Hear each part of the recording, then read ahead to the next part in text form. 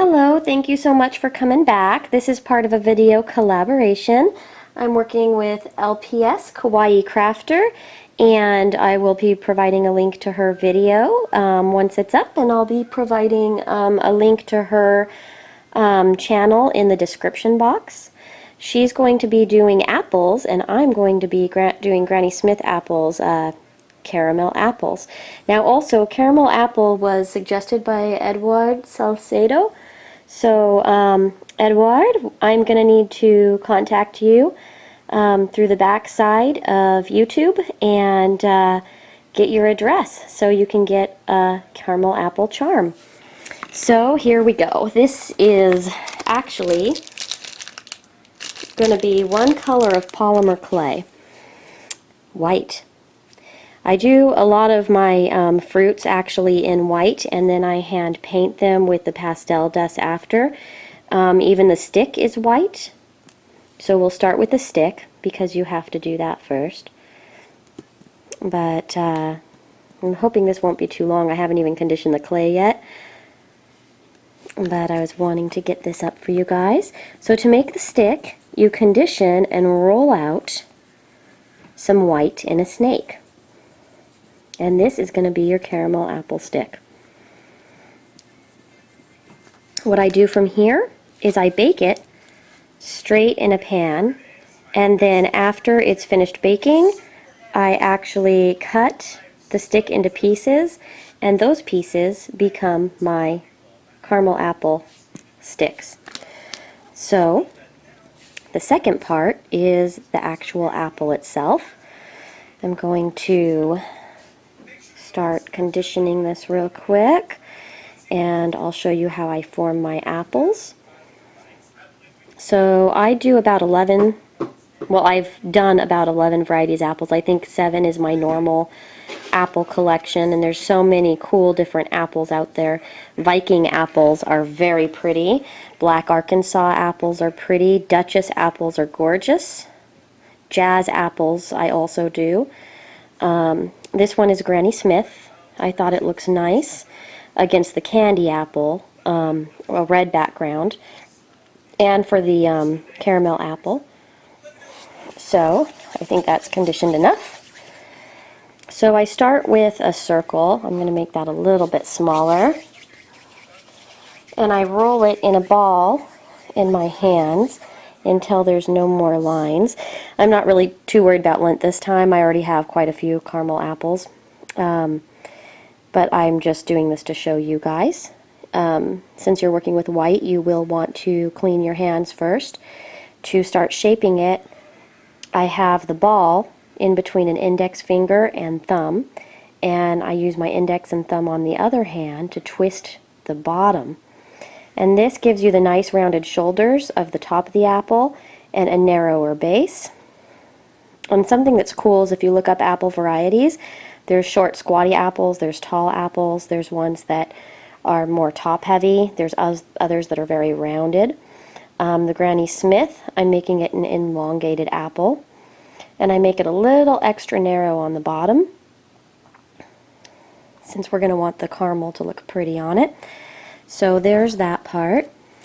For the top, I poke it in the center with a toothpick or double-pointed needle and rotate out around to give us that inside where we're going to poke our stick. And I roll my toothpick or your double-pointed needle around the top of it to soften the edges, so it's not a stark line. And for the bottom, I put a little hole, and then I actually make a little X first, where I rock out from on 4 sides. So you create a little X. You try to make it as even as possible.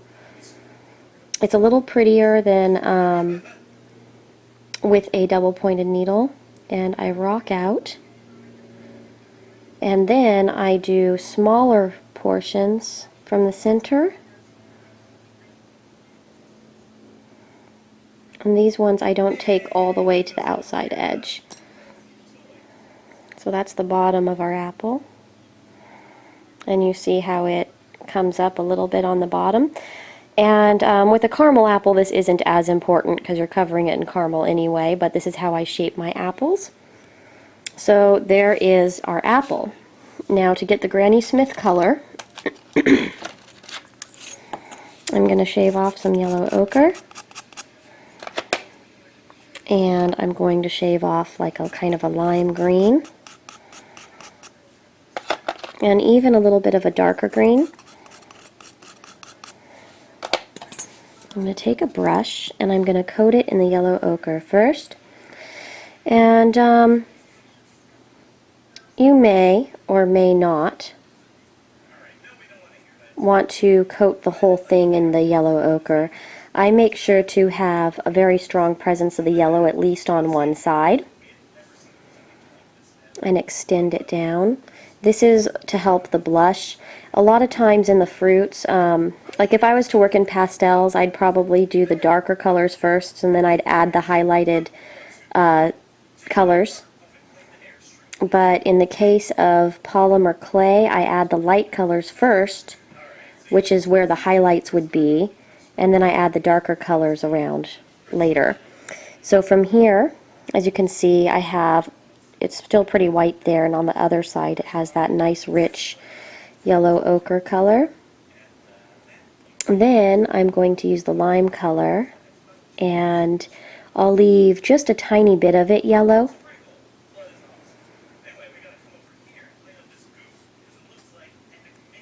And then I'll coat the rest in the lime green, leaving the area that I want the blush to be more yellow. But you'll cover some of the area that was painted in yellow and green. I usually just leave the top part of a shoulder the yellow. And then I will add a little bit of the darker green in some areas, and you could even mix the darker green with some of the lime color.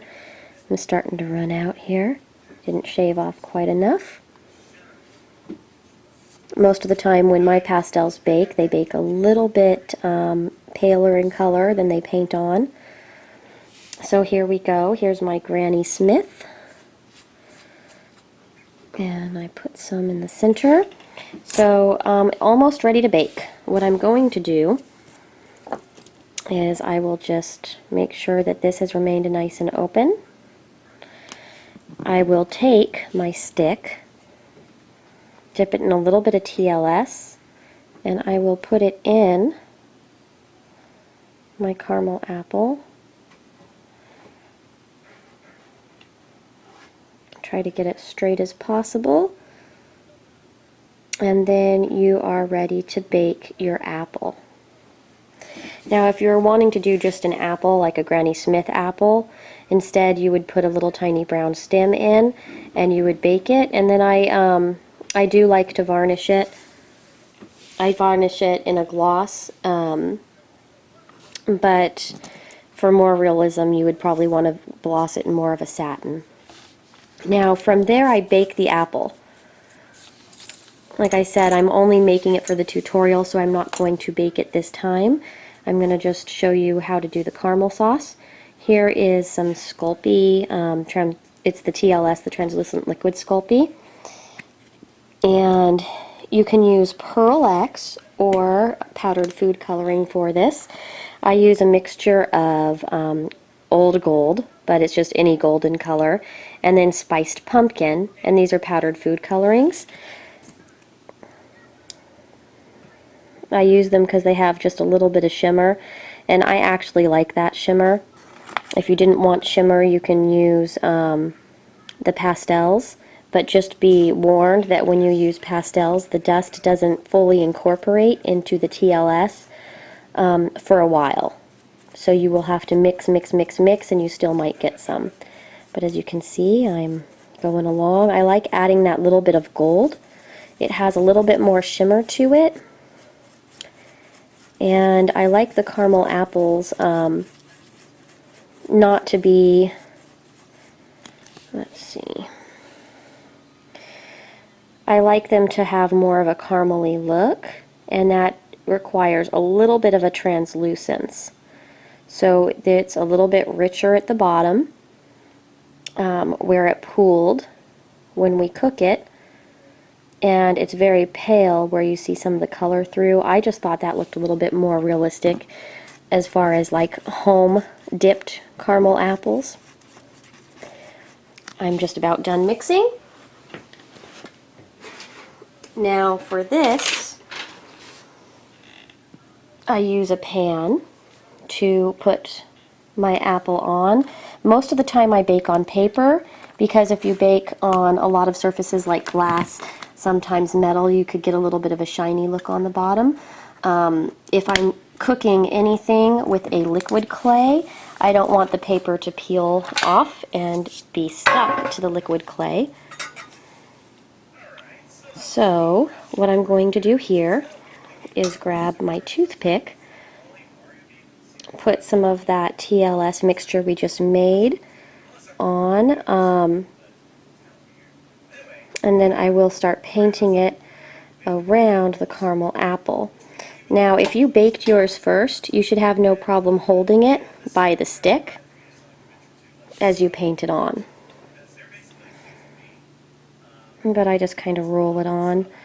Remember, I didn't bake this, so I don't know if if that little stick is going to fall out or if it's going to stay on pretty well. And if you want to make a batch and you want to save time, I would suggest putting in a little bit of the, I would suggest putting on a little bit of the caramel sauce and baking it in the pan first before putting it on all of your apples, because if you don't like the color, you can adjust it. But I do this, and it should pool a little bit at the bottom. But if it looks like it's pretty thick and it's not pooling, you can add a tiny bit to the base where it comes out. See how it comes out just a little bit? That will depend on what you want to do. So that is my caramel apple, and I hope that you enjoyed it and that you got some good use out of my little apple tutorial. Look up some apple varieties. There's tons of good apple varieties, and I want to say thank you to LPS Kawaii Crafter, who commented, who actually connected with me about the collaboration, and it's always fun to do collaborations. And she has an apple video for you guys, which is a different kind of an apple from mine. I did a Granny Smith, and so it would be great to check out her version of an apple, and I will be stopping by and checking out her apple as well. Thank you all so much for watching. If you've made it this far and you were requesting a trade, the last 2 days worth of messages on trades I haven't gotten to yet. I will be getting to you in the next couple of days. I'm already booked out until almost August, maybe even August, but what I'm doing is I'm organizing them on a list so you'll have an actual slot, and I contact you with dates and just make sure that's okay. And so that's that. I'm also getting caught up on later this evening. I'm going to add up all the new food suggestions and add it into the list for our theme. And I'm so happy that you guys have been here with me. Thank you so much. Bye.